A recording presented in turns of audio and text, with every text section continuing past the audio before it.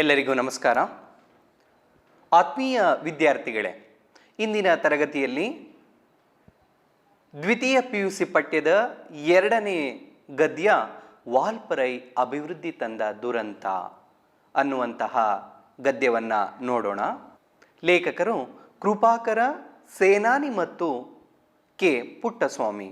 ಮೂಲತಃ ಮೈಸೂರಿನವರಾದ ಕೃಪಾಕರ ಮತ್ತು ಸೇನಾನಿ ಇಬ್ಬರೂ ಕೂಡ ವನ್ಯಜೀವಿ ಛಾಯಾಗ್ರಹಣದಲ್ಲಿ ಖ್ಯಾತನಾಮರಾಗಿದ್ದಂಥವರು. ವನ್ಯಜೀವಿ ಅಂದರೆ ಕಾಡು ಪ್ರಾಣಿಗಳ ಚಿತ್ರೀಕರಣದಲ್ಲಿ ಬಹಳ ಹೆಸರನ್ನು ಮಾಡಿದಂಥ ಲೇಖಕರಿವರು. ಏಷ್ಯಾದಲ್ಲಿಯೇ ಮೊದಲ ಬಾರಿಗೆ ಕಾಡಿನಲ್ಲಿರುವ ಸೀಳು ನಾಯಿಗಳನ್ನು ಕುರಿತ ಸಾಕ್ಷ್ಯ ಚಿತ್ರಕ್ಕಾಗಿ ಪ್ರತಿಷ್ಠಿತ ಗ್ರೀನ್ ಆಸ್ಕರ್ ಪುರಸ್ಕಾರಕ್ಕೆ ಪಾತ್ರರಾಗಿದ್ದಂಥವರು. ನೋಡಿ, ಏಷ್ಯಾದಲ್ಲಿಯೇ ಮೊದಲ ಬಾರಿಗೆ ಪ್ರಪ್ರಥಮ ಬಾರಿಗೆ ಗ್ರೀನ್ ಆಸ್ಕರ್ ಪುರಸ್ಕಾರವನ್ನು ಪಡೆದಂಥವರು. ಇವರ ದಿ ಪ್ಯಾಕ್ ಯಾವ ವಿಚಾರವನ್ನು ಆ ಸಾಕ್ಷ್ಯ ಚಿತ್ರ ಒಳಗೊಂಡಿದೆ, ಯಾವ ಚಿತ್ರೀಕರಣದಲ್ಲಿ ತಾವು ಈ ಪುರಸ್ಕಾರಕ್ಕೆ ಪಾತ್ರರಾಗಿದ್ದಾರೆ ಅಂದರೆ, ಕಾಡು ನಾಯಿಗಳ ಸಂಕೀರ್ಣ ಬದುಕಿನ ಬಗೆಗೆ ಇದುವರೆಗೂ ಗೊತ್ತಿರದ ಸಂಗತಿಗಳನ್ನು ದಿ ಪ್ಯಾಕ್ ಅನ್ನುವಂತಹ ಸಾಕ್ಷ್ಯ ಚಿತ್ರ ಅನಾವರಣಗೊಳಿಸುತ್ತದೆ. ಅಂದರೆ ಕಾಡು ನಾಯಿಗಳ ಜೀವನದ ಒಂದಷ್ಟು ವಿಚಾರಗಳು ಏನು ಇವತ್ತು ಪ್ರಪಂಚಕ್ಕೆ ಗೊತ್ತಿಲ್ಲವೋ ಆ ವಿಚಾರಗಳನ್ನು ಚಿತ್ರೀಕರಣ ಮಾಡುವ ಮೂಲಕ ಒಂದು ಸಾಕ್ಷ್ಯ ಚಿತ್ರವನ್ನು ತಯಾರಿಸುವ ಮುಖಾಂತರ ಸೀಳು ನಾಯಿಗಳ ಬಗ್ಗೆ ಒಂದಷ್ಟು ವಿಚಾರಗಳನ್ನು ತಿಳಿಸ್ಕೊಡೋದಕ್ಕೆ ಪ್ರಯತ್ನ ಪಟ್ಟಿರುವಂಥದ್ದು. ನೋಡಿ, ನಮ್ಮ ಸುತ್ತಮುತ್ತಲಿನ ಜೀವಜಾಲದ ಬಗ್ಗೆ ಅಪಾರ ಕಾಳಜಿಯನ್ನು ಹೊಂದಿದಂಥವರು ಈ ಕೃಪಾಕರ ಮತ್ತು ಸೇನಾನಿ. ನಮ್ಮ ಸುತ್ತಮುತ್ತಲ ಅಂದರೆ ನಮ್ಮ ಪರಿಸರದ ನಡುವೆ ಇರುವಂಥ ವನ್ಯಜೀವಿಗಳ, ಜೀವಜಾಲಗಳ, ಜೀವ ಸಂಕುಲಗಳ ಬಗ್ಗೆ ಒಂದಷ್ಟು ಪ್ರೀತಿಯನ್ನು, ಕರುಣೆಯನ್ನು ಇಟ್ಟುಕೊಂಡಂಥವರು, ಅಪಾರವಾದ ಕಾಳಜಿಯನ್ನು ಇಟ್ಕೊಂಡಿದ್ದಂಥವರು. ಕಾಡುಗಳ ವೀರಪ್ಪನಿಂದ ಅಪಹರಣಕ್ಕೊಳಗಾಗಿ ತಮ್ಮ ಸಜ್ಜನಿಕೆಯ ವ್ಯಕ್ತಿತ್ವದಿಂದ ಪಾರಾಗಿ ಬಂದವರು.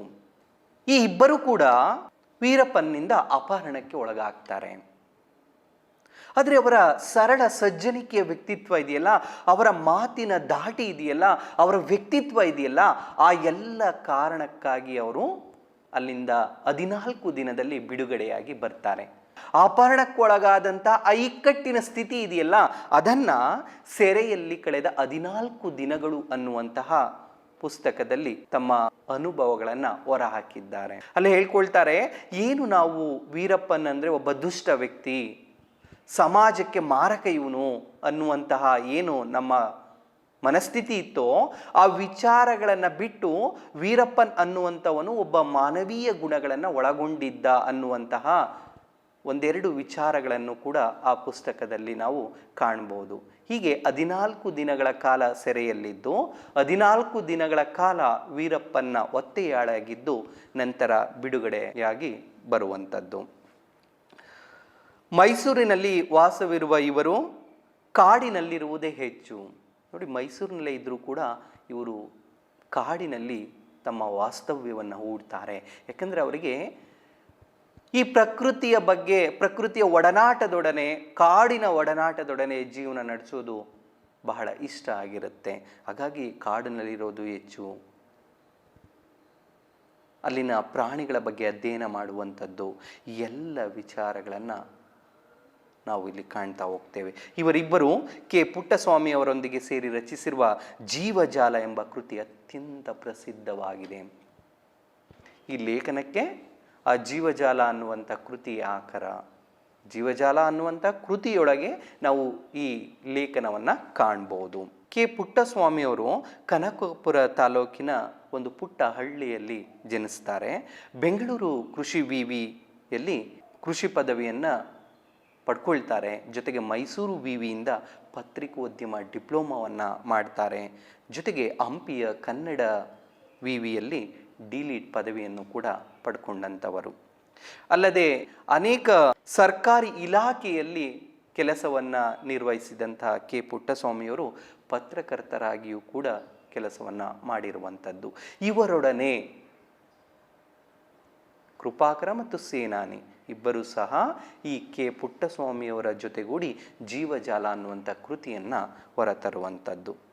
ಹಾಗಾದರೆ ಈ ವಾಲ್ಪರೈ ಅಭಿವೃದ್ಧಿ ತಂದ ದುರಂತ ಅನ್ನುವಂತಹ ಗದ್ಯ ಅಥವಾ ಆ ಲೇಖನದಲ್ಲಿ ಯಾವ ವಿಚಾರಗಳನ್ನು ಕುರಿತು ಲೇಖಕರು ಮಾತಾಡಿದ್ದಾರೆ, ಯಾವ ವಿಚಾರಗಳನ್ನು ಪ್ರಸ್ತುತಪಡಿಸ್ತಾ ಇದ್ದಾರೆ ಅನ್ನೋದನ್ನು ನೋಡೋದಾದರೆ ನೋಡಿ, ಇಲ್ಲಿ ಮಾನವನ ಪ್ರವಾಸ ಮತ್ತು ಸಾಹಸ ಪ್ರವೃತ್ತಿಗಳು ಕಾಡನ್ನು ನಾಶ ಮಾಡುವ ಮೂಲಕ ಜೈವಿಕ ಜಗತ್ತಿನ ಏರುಪೇರುಗಳಿಗೆ ಕಾರಣವಾಗುವ ದುರಂತಗಳನ್ನು ಕುರಿತು ಪ್ರಸ್ತುತ ಲೇಖನವು ಗಮನ ಸೆಳೆದಿದೆ. ನೋಡಿ, ಮಾನವನ ಪ್ರವಾಸ. ಮಾನವ ಇವತ್ತು ಏನು ಮಾಡ್ತಾ ಇದ್ದಾನೆ? ಅನೇಕ ಕಡೆ ಪ್ರವಾಸಗಳನ್ನು ಹೋಗ್ತಾ ಇರ್ತಾನೆ, ಹೌದಲ್ವಾ? ಆ ಸಂದರ್ಭದಲ್ಲಿ ಜೊತೆಗೆ ಸಾಹಸ ಪ್ರವೃತ್ತಿಗಳನ್ನು ಕೈಗೊಂಡು ಇವತ್ತೇನಾಗ್ತಾ ಇದೆ? ಜೈವಿಕ ಜಗತ್ತಿನ ಏರುಪೇರುಗಳಿಗೆ ಕಾರಣ ಆಗ್ತಾ ಇದೆ. ಯಾಕೆ? ಪ್ರವಾಸ ಮಾಡಿದಂಥ ಸಂದರ್ಭದಲ್ಲಿ, ನಾವು ಸಾಹಸ ಪ್ರವೃತ್ತಿಗಳನ್ನು ತೋರಿಸುವಂಥ ಸಂದರ್ಭದಲ್ಲಿ ನಾವೇನು ಮಾಡ್ತೀವಿ? ಅಲ್ಲಿನ ಕಾಡಿನ ನಾಶವನ್ನು ಮಾಡ್ತೇವೆ, ಅಲ್ಲಿನ ಮರಗಳನ್ನು, ಗಿಡ ಮರಗಳನ್ನು ಹಾಳು ಮಾಡುವಂಥ ಸ್ಥಿತಿ ಇರುತ್ತೆ. ಹಾಗಾಗಿ ಇದೆಲ್ಲ ಇವತ್ತು ಏನಾಗ್ತಾ ಇದೆ? ಜೈವಿಕ ಜಗತ್ತಿನ ಏರುಪೇರುಗಳಿಗೆ ಕಾರಣ ಆಗ್ತಾ ಇದೆ. ನಮ್ಮ ಪ್ರಕೃತಿಯನ್ನು ನಾವು ಹಾಳು ಮಾಡ್ತಾ ಇದ್ದೀವಿ. ಇದೆಲ್ಲ ದುರಂತಗಳನ್ನು ಲೇಖನ ಕಟ್ಕೊಡ್ತಾ ಇರುವಂಥದ್ದು. ಮಿಲಿಯಾಂತರ ವರ್ಷಗಳಿಂದ ವಿಕಾಸಗೊಂಡು ಅರಳಿದ ಜೈವಿಕ ವೈವಿಧ್ಯ ನಾಶವನ್ನು ಮನುಷ್ಯನ ಸ್ವಾರ್ಥ ಮೂಲ ಅಭಿವೃದ್ಧಿ ಕಾರ್ಯಗಳು ನಿರಂತರವಾಗಿ ನಡೆಸಿಕೊಂಡು ಬಂದಿರುವುದಕ್ಕೆ ವಾಲ್ಪರೈ ನೆಪ ಮಾತ್ರವಾಗಿದೆ. ನೋಡಿ, ಈ ಭೂಮಿಯ ರಚನೆ ಆಗಿರುವಂಥದ್ದು ಇವತ್ತಿಂದಲ್ಲ, ಮಿಲಿಯಾಂತರ ವರ್ಷಗಳ ಹಿಂದೆ. ಅದರ ಜೊತೆಗೆ ಏನಾಗ್ತಿದೆ? ಜೈವಿಕ ವೈವಿಧ್ಯತೆಯಾಗಿ ನಮ್ಮ ಭೂಮಿ ಅಥವಾ ಈ ಪ್ರಕೃತಿ ಬೆಳ್ಕೊಂಡು ಬರ್ತಿದೆ, ಹೌದಲ್ವಾ? ಇದರ ಹಾಳು ಮಾಡುವಿಕೆ ಇದೆಯಲ್ಲ, ಇದರ ನಾಶವನ್ನು ಮಾಡ್ತಾ ಇದ್ದೀವಲ್ಲ, ಆ ಮನುಷ್ಯನ ಸ್ವಾರ್ಥ ಇದೆಯಲ್ಲ, ಜೊತೆಗೆ ಮೂಲ ಅಭಿವೃದ್ಧಿ ಕಾರ್ಯಗಳು ನಿರಂತರವಾಗಿ ನಡೆಸಿಕೊಂಡು ಬಂದಿರುವುದಕ್ಕೆ ವಾಲ್ಪರೈ ಒಂದು ಸಣ್ಣ ಉದಾಹರಣೆ.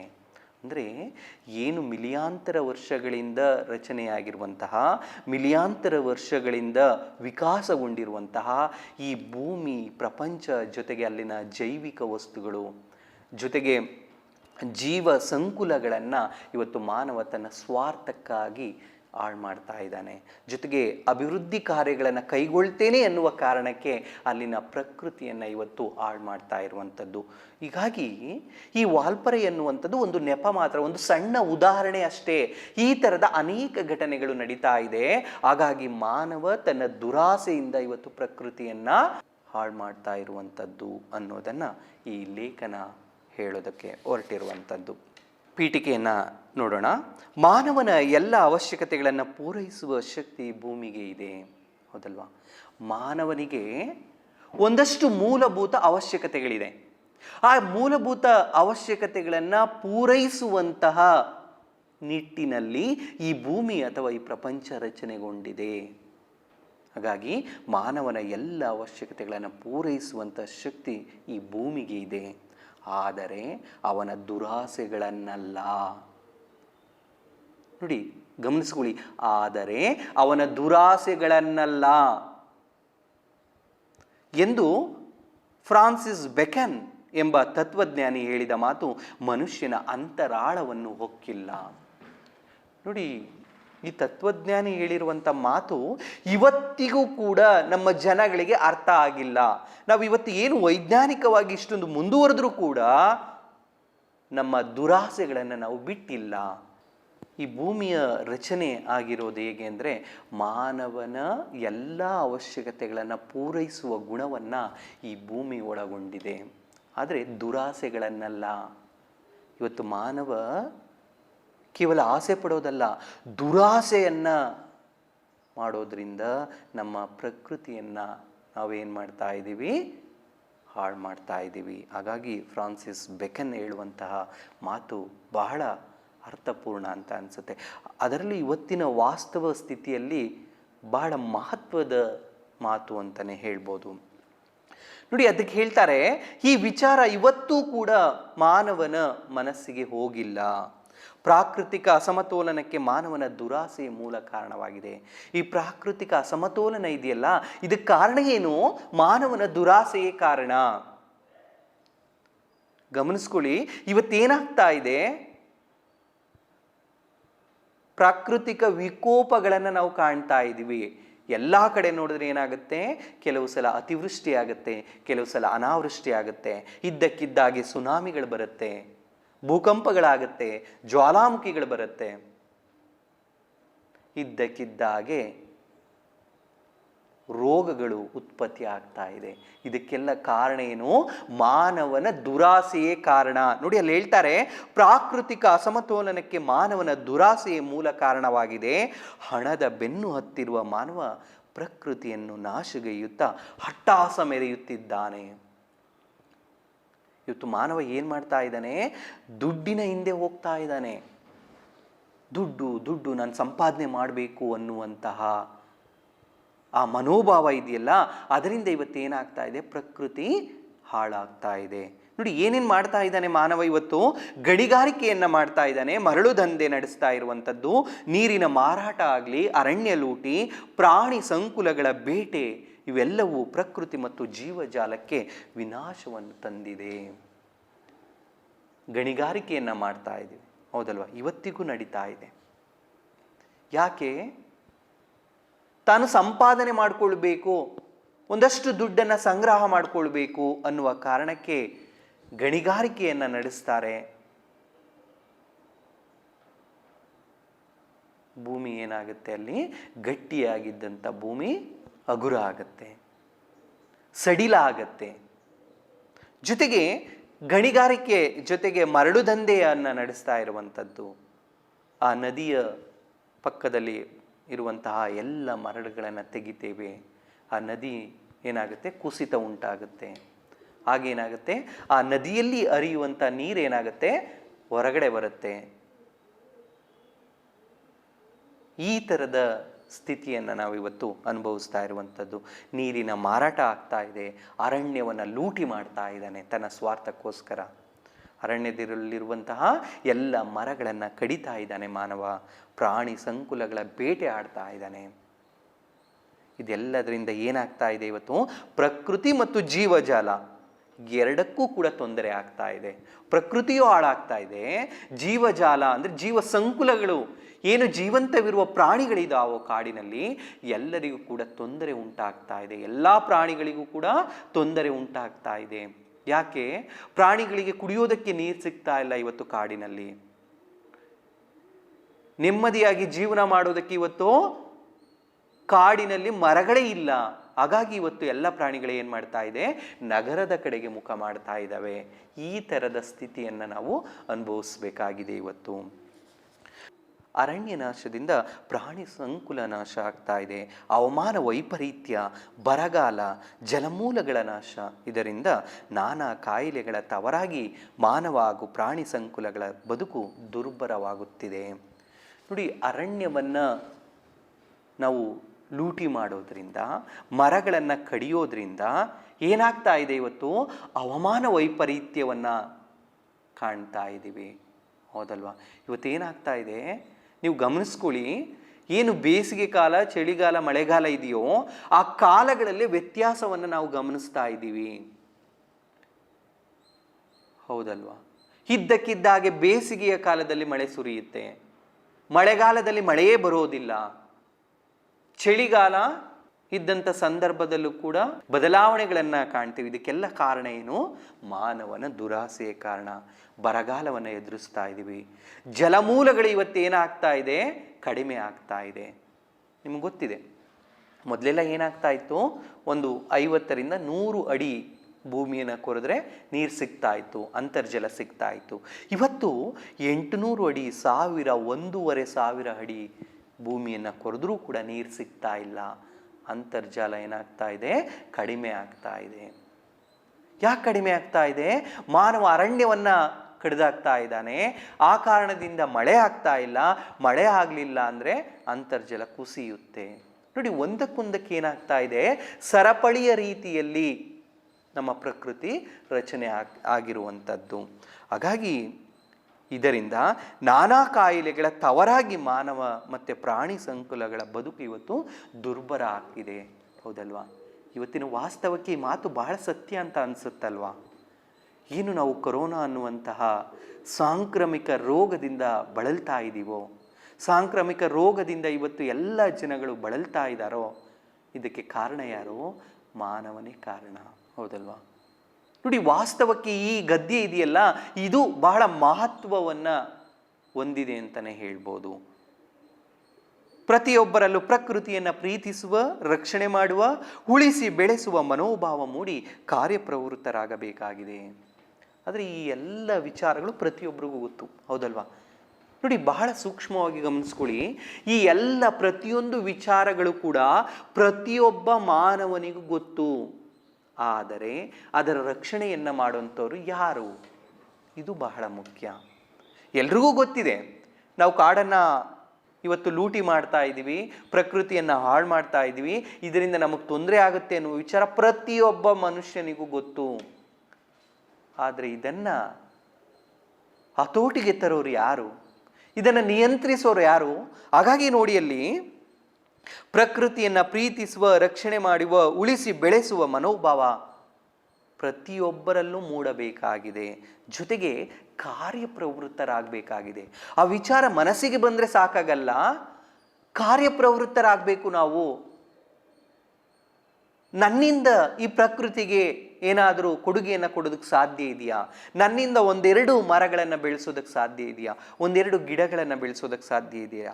ನಾನಾದರೂ ಕೂಡ ಪ್ರಕೃತಿಯ ಒಂದಷ್ಟು ಭಾಗವನ್ನು ಹಾಳು ಮಾಡೋದಕ್ಕೆ ಮನಸ್ಸು ಮಾಡದೇ ಇದ್ದರೆ ಅದೇ ನಾವು ಪ್ರಕೃತಿಗೆ ನೀಡುವಂತಹ ಒಂದು ಕೊಡುಗೆ. ಹಾಗಾಗಿ ಪ್ರತಿಯೊಬ್ಬ ಮಾನವನು ಕೂಡ ತಾನು ಕಾರ್ಯಪ್ರವೃತ್ತನಾದಾಗ ಮಾತ್ರ ನಾವು ಇದನ್ನು ನಿಯಂತ್ರಿಸೋದಕ್ಕೆ ಸಾಧ್ಯ.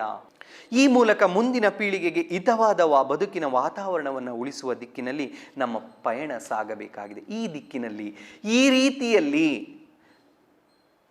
ಪ್ರಕೃತಿಯನ್ನು ಉಳಿಸಿಕೊಂಡು ನಮ್ಮ ಮುಂದಿನ ಪೀಳಿಗೆಗೆ ವರ್ಗಾಯಿಸುವ ಕೆಲಸ ಆಗಬೇಕಾಗಿದೆ. ನಮ್ಮ ಮುಂದಿನ ಪೀಳಿಗೆಯು ಒಂದಷ್ಟು ಒಳ್ಳೆಯ ಗಾಳಿಯನ್ನು ಸೇವನೆ ಮಾಡುವಂಥ ಸ್ಥಿತಿಯನ್ನು ನಾವಿವತ್ತು ನಿರ್ಮಾಣ ಮಾಡಿಕೊಡ್ಬೇಕಾಗಿದೆ. ಇಲ್ಲ ಅಂದರೆ ಏನಾಗುತ್ತೆ? ಮುಂದಿನ ಪೀಳಿಗೆಯು ಕಣ್ಮರೆಯಾಗುವ ಎಲ್ಲ ದೃಶ್ಯಗಳು ನಮ್ಮ ಕಣ್ಮುಂದೆ ಬರ್ತಾ ಇದೆ. ಹಾಗಾಗಿ ಪ್ರಸ್ತುತ ವಾಲ್ಪರೈ ಅಭಿವೃದ್ಧಿ ತಂದ ದುರಂತ ಎಂಬ ಲೇಖನವು ನಮ್ಮ ಅನುಭವದ ವ್ಯಾಪ್ತಿಯಲ್ಲಿ ಜೀವಜಾಲದ ಸಂಕೀರ್ಣತೆಯನ್ನು ಅರಿಯುವ ನಿಟ್ಟಿನಲ್ಲಿ ನಡೆಸಿರುವ ಒಳನೋಟವುಳ್ಳ ಪ್ರಯತ್ನವಾಗಿದೆ. ಇಲ್ಲಿ ಲೇಖಕರು ಹೇಳ್ತಾ ಇದ್ದಾರೆ, ಏನು ಈ ವಾಲ್ಪರೈ ಅಭಿವೃದ್ಧಿ ತಂದ ದುರಂತ ಅನ್ನುವಂತಹ ಲೇಖನ ಇದೆ, ಇದು ನಮ್ಮ ಅನುಭವದ ವ್ಯಾಪ್ತಿಯಲ್ಲಿ ನಮಗೆ ಅನುಭವವಾಗಿರುವ ಆ ವಿಚಾರಗಳ ವ್ಯಾಪ್ತಿ ಇದೆಯಲ್ಲ, ಅದರೊಳಗೆ ಒಂದಷ್ಟು ವಿಚಾರಗಳನ್ನು ನಿಮ್ಮ ಮುಂದೆ ಇಡ್ತಾ ಇದ್ದೀವಿ ಅನ್ನುವ ವಿಚಾರವನ್ನು ಲೇಖಕರು ಹೇಳ್ತಾ ಇರುವಂಥದ್ದು. ಈಗ ನೇರವಾಗಿ ನಾವು ಗದ್ಯಕ್ಕೆ ಬರೋದಾದರೆ ಗಮನಿಸ್ಕೊಳ್ಳಿ, ಅಲ್ಲಿ ವಾಲ್ಪರೈ ಅಭಿವೃದ್ಧಿ ತಂದ ದುರಂತ ಏನು? ಹಾಗಾದರೆ ವಾಲ್ಪರೈ ಅಂದರೆ ಏನು? ಮೊದಲು ನಾವು ಅದನ್ನು ಗಮನಿಸ್ಕೊಳ್ಬೇಕು. ಈ ವಾಲ್ಪರೈ ಅನ್ನುವಂಥದ್ದು ಅದೇನು ಅನ್ನೋದು ಗೊತ್ತಾಗುತ್ತೆ. ಅದನ್ನು ಅಭಿವೃದ್ಧಿ ಮಾಡಿರೋದ್ರಿಂದ ಆಗಿರುವ ದುರಂತಗಳು ಏನು ಅನ್ನೋದು ಗದ್ಯ ಭಾಗದಲ್ಲಿರುವುದು ಅಥವಾ ಲೇಖನದಲ್ಲಿ ಇರುವಂಥದ್ದು. ವಾಲ್ಪರೈಯನ್ನ ಅಭಿವೃದ್ಧಿ ಮಾಡಿರೋದ್ರಿಂದ ಅಲ್ಲಿ ಏನೇನು ಅನಾಹುತಗಳಾಯಿತು, ಎಲ್ಲ ವಿಚಾರಗಳನ್ನು ಗದ್ಯದಲ್ಲಿ ಅಥವಾ ಲೇಖನದಲ್ಲಿ ಚಿತ್ರವತ್ತಾಗಿ ಲೇಖಕರು ಚಿತ್ರಿಸಿರುವಂಥದ್ದು. ಹಾಗಾದರೆ ವಾಲ್ಪರೈ ಅಂದರೆ ಏನು? ನೋಡಿ, ಅಲ್ಲಿ ಟಿಪ್ಪಣಿಯನ್ನು ಕೊಟ್ಟಿದ್ದಾರೆ. ವಾಲ್ಪರೈ ಇದು ತಮಿಳುನಾಡಿಗೆ ಸೇರಿದ ಕಣಿವೆ ಪ್ರದೇಶ. ವಾಲ್ಪರೈ ಅಂದರೆ ಏನು? ತಮಿಳುನಾಡಿಗೆ ಸೇರಿದಂತಹ, ಅಂದರೆ ನಮ್ಮ ಪಕ್ಕದ ರಾಜ್ಯ ಏನಿದೆ ತಮಿಳುನಾಡು, ಅಲ್ಲಿಗೆ ಸೇರಿದಂಥ ಕಣಿವೆಯ ಪ್ರದೇಶ ಇದು. ಅಂದರೆ ಕಣಿವೆ ಅಂದರೆ ಎರಡು ಬೆಟ್ಟಗಳ ನಡುವಿನ ಇಕ್ಕಟ್ಟಾದ ಆಳವಾದ ಪ್ರದೇಶ. ನೀವು ನೋಡಿರ್ತೀರ,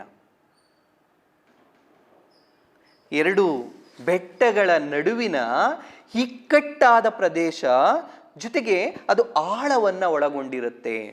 ಇದನ್ನು ನಾವು ಕಣಿವೆ ಅಂತ ಕರಿತೇವೆ.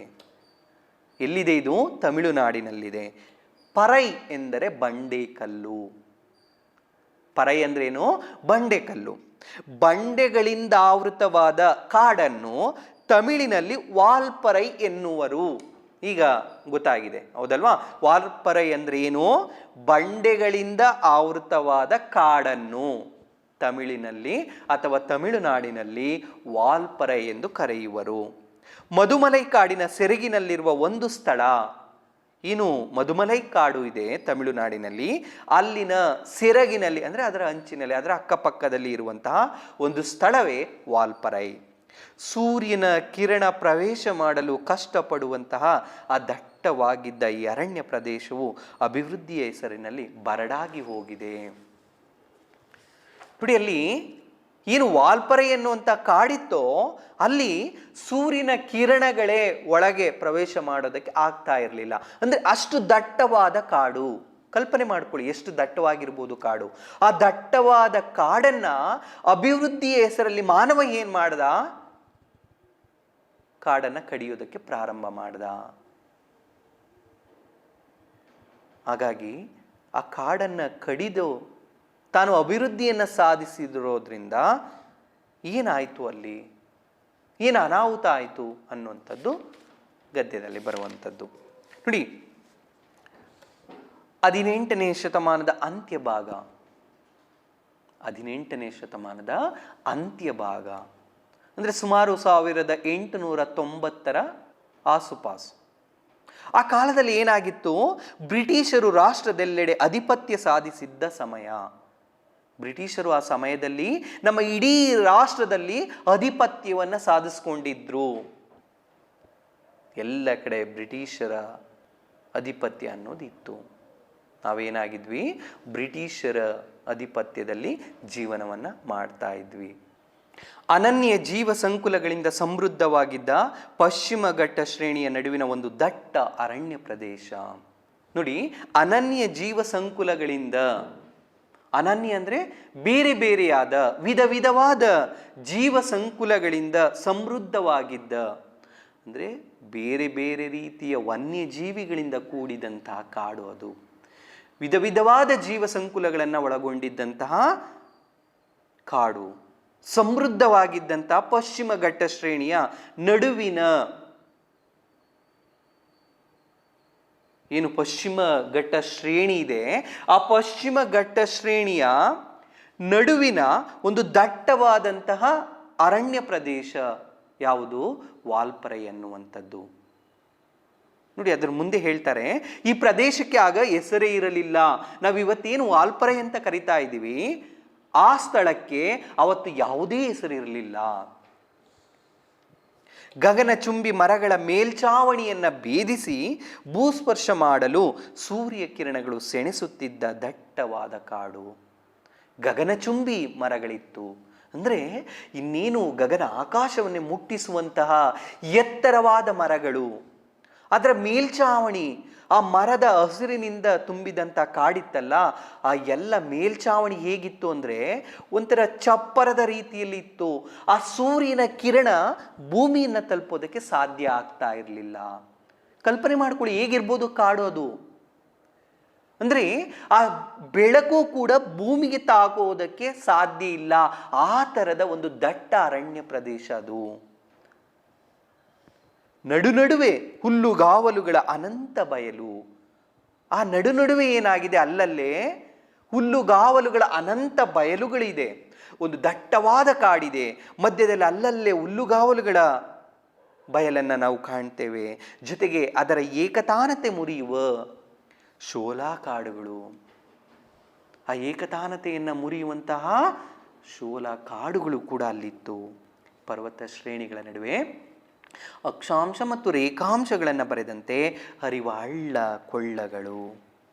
ಅಂದರೆ ಕಲ್ಪನೆ ಮಾಡ್ಕೊಳ್ಳಿ, ದಟ್ಟವಾದ ಕಾಡಿದೆ, ಅಲ್ಲಲ್ಲೇ ನಡುವೆ ಹುಲ್ಲುಗಾವಲಿದೆ, ಅಲ್ಲಿ ನೀರು ಹರಿತಾ ಇದೆ ಅಕ್ಷಾಂಶ ಮತ್ತು ರೇಖಾಂಶಗಳ ರೀತಿಯಲ್ಲಿ.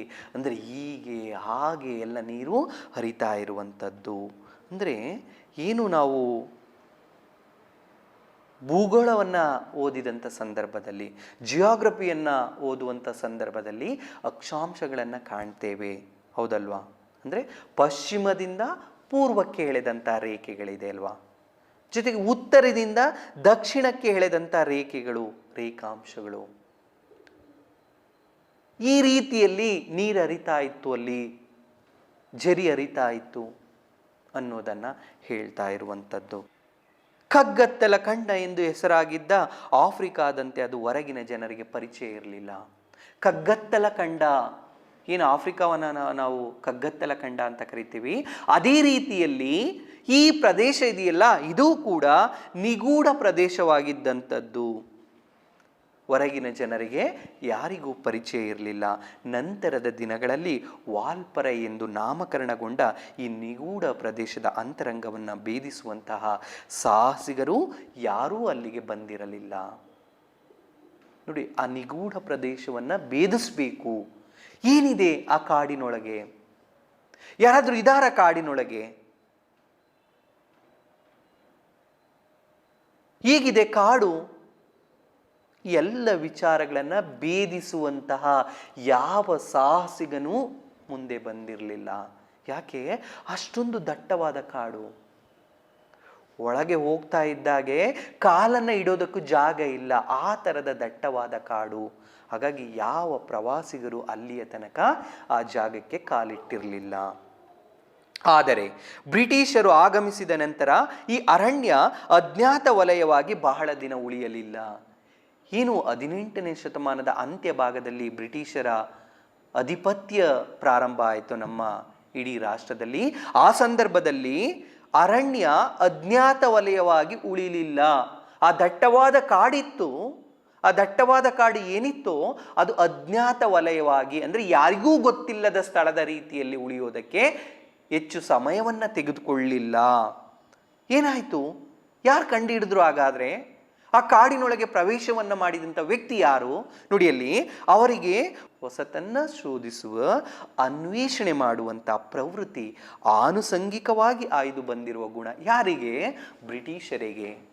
ನೋಡಿ, ಅಲ್ಲಿಯ ತನಕ ನಮ್ಮ ಭಾರತದಲ್ಲಿ ಅನೇಕ ಜನಗಳಿದ್ರು, ಎಲ್ಲ ಪ್ರವಾಸಿಗರು ಇದ್ರು, ಆದರೆ ಯಾರೂ ಕೂಡ ಅಲ್ಲಿಯ ತನಕ ಆ ನಿಗೂಢ ಪ್ರದೇಶವನ್ನು ಭೇದಿಸುವ ಕೆಲಸವನ್ನು ಮಾಡಲಿಲ್ಲ. ಯಾವಾಗ ಬ್ರಿಟಿಷರ ಆಗಮನ ಆಯಿತೋ ಆ ಸಂದರ್ಭದಲ್ಲಿ ಆ ಬ್ರಿಟಿಷರು ತಾವು ಹುಟ್ಟುವಾಗಲೇ ಪಡೆದುಕೊಂಡು ಬಂದಿರುವಂಥ ಗುಣ ಏನು ಅಂದರೆ ಶೋಧನೆಯನ್ನು ಮಾಡುವಂಥದ್ದು, ಅನ್ವೇಷಣೆಯನ್ನು ಮಾಡುವಂಥದ್ದು. ಆ ಗುಣದಿಂದ ಆ ದಟ್ಟವಾದ ಕಾಡು ನಿಗೂಢವಾಗಿ ಉಳಿಲಿಲ್ಲ, ಒಂದು ಅಜ್ಞಾತ ವಲಯವಾಗಿ ಉಳಿಲಿಲ್ಲ. ಆನುಷಂಗಿಕವಾಗಿ ಆಯ್ದು ಬಂದಿರುವ ಗುಣ. ಆನುಷಂಗಿಕ ಅಂದರೆ ತಾನಾಗೆ ಬಂದಿರುವಂಥ ಗುಣ. ಒಂದಷ್ಟು ಗುಣಗಳನ್ನು ಏನು ಮಾಡ್ತೇವೆ? ಹುಟ್ಟುವಾಗಲೇ ಪಡ್ಕೊಂಡು ಬಂದಿರ್ತೇವೆ. ಹೀಗೆ ಈ ಗುಣ ಬ್ರಿಟಿಷರಿಗೆ ಹುಟ್ಟುವಾಗಲೇ ಬಂದಿರುವಂಥದ್ದು. 1890ರಲ್ಲಿ ಕಾರ್ವೆರ್ ಮಾರ್ಷ್ ಎಂಬ ಬ್ರಿಟಿಷಿಗ ಕುದುರೆಯನ್ನು ಏರಿಕೊಂಡು ಕೊಯಮತ್ತೂರಿನಿಂದ ದಕ್ಷಿಣಕ್ಕೆ 100 ಕಿಲೋಮೀಟರ್ ದೂರದ ವಾಲ್ಪರೈಗೆ ಬಂದ. ನೋಡಿ, ಎಷ್ಟರಲ್ಲಿ? 1890ರಲ್ಲಿ. ಯಾರು? ಕಾರ್ವೆರ್ ಮಾರ್ಷ್ ಅನ್ನುವಂಥ ಬ್ರಿಟಿಷಿಗ ಕುದುರೆಯನ್ನು ಏರ್ಕೊಂಡು ಬರ್ತಾ ಇದ್ದಾನೆ. ಎಲ್ಲಿಂದ? ಕೊಯಮತ್ತೂರಿನಿಂದ ದಕ್ಷಿಣಕ್ಕೆ 100 ಕಿಲೋಮೀಟರ್ ದೂರದ, ಕೊಯಮತ್ತೂರಿನಿಂದ 100 ಕಿಲೋಮೀಟರ್ ದೂರ. ಯಾವುದು? ಈಗ ದಟ್ಟವಾದ ಕಾಡು. ಅಲ್ಲಿಗೆ ಕುದುರೆಯನ್ನು ಏರಿಕೊಂಡು ಬರ್ತಾನೆ. ಯಾರು? ಕಾರ್ವೆರ್ ಮಾರ್ಷ್ ಅನ್ನುವಂಥ ಬ್ರಿಟಿಷಿಗ. ಜೀರುಂಡೆಗಳ ಗದ್ದಲದಲ್ಲಿ ತನ್ಮಯವಾಗಿ ಕಗ್ಗತ್ತಲು ಅರಣ್ಯವನ್ನು ಪ್ರವೇಶ ಮಾಡ್ತಾನೆ. ಜೀರುಂಡೆಗಳ ಗದ್ದಲದಲ್ಲಿ.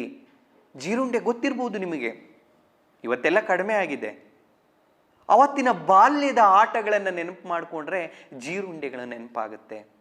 ಆ ಜೀರುಂಡೆಗಳಿಗೆ ಕಾಲಿಗೆ ದಾರವನ್ನು ಕಟ್ಟಿ ಹಾರಾಟವನ್ನು ಮಾಡಿಸ್ತಾ ಇದ್ರು ಚಿಕ್ಕ ಮಕ್ಕಳು. ಆ ಬಾಲ್ಯದ ಆಟ ಇದೆಯಲ್ಲ, ಅದು ಬಹಳ ಸೊಗಸಾಗಿತ್ತು. ದುಂಬಿಯ ರೀತಿಯಲ್ಲೇ ಇರುವಂಥದ್ದು. ಆ ಕಾಲಿಗೆ ದಾರವನ್ನು ಕಟ್ಕೊಂಡು ಬಿಟ್ಟರೆ ಝೀ ಎನ್ನುವ ರೀತಿಯಲ್ಲಿ ಅದು ಹಾರಾಟವನ್ನು ಮಾಡ್ತಾ ಇತ್ತು. ಒಂದು ರೀತಿಯಲ್ಲಿ ಮನೋರಂಜಕವಾಗಿತ್ತು.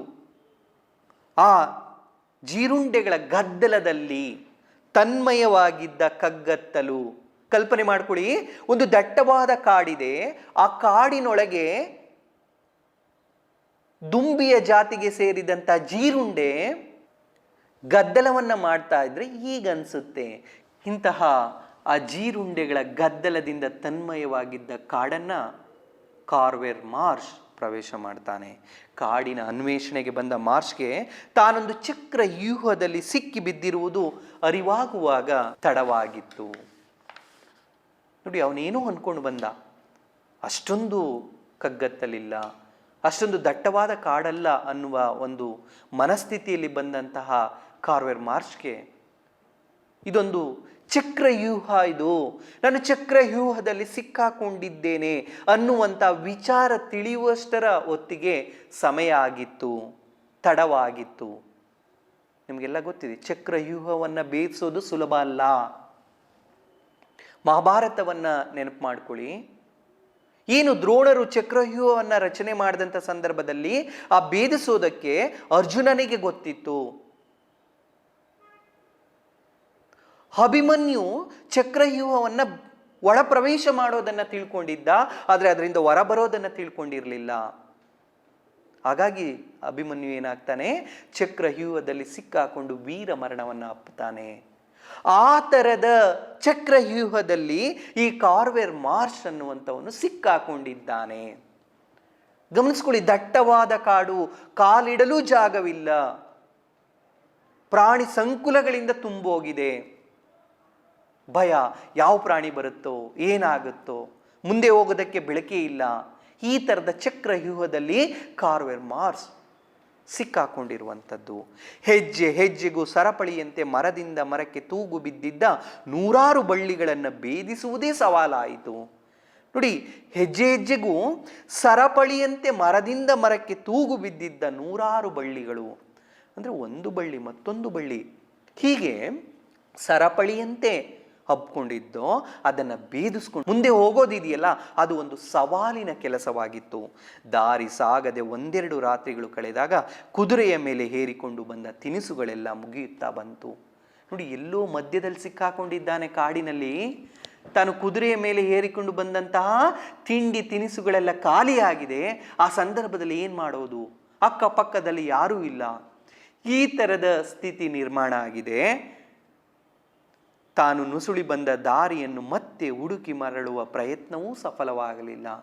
ನೋಡಿ, ಕಾರ್ವೆರ್ ಮಾರ್ಷ್ಗೆ ಅಯ್ಯೋ, ಈ ನಿಗೂಢ ಪ್ರದೇಶವನ್ನು ಕಂಡು ಹಿಡಿದೇ ಇದ್ರೂ ಪರವಾಗಿಲ್ಲ, ನಾನು ಏನು ಒಳಗೆ ಬಂದೋ ವಾಪಸ್ ಹೋಗೋದಕ್ಕೆ ಆ ದಾರಿ ಸಿಕ್ಕಿದ್ರೆ ಸಾಕು ಅನ್ನುವಷ್ಟರ ಮಟ್ಟಿಗೆ ಅವನ ಸ್ಥಿತಿ ನಿರ್ಮಾಣ ಆಗಿದೆ.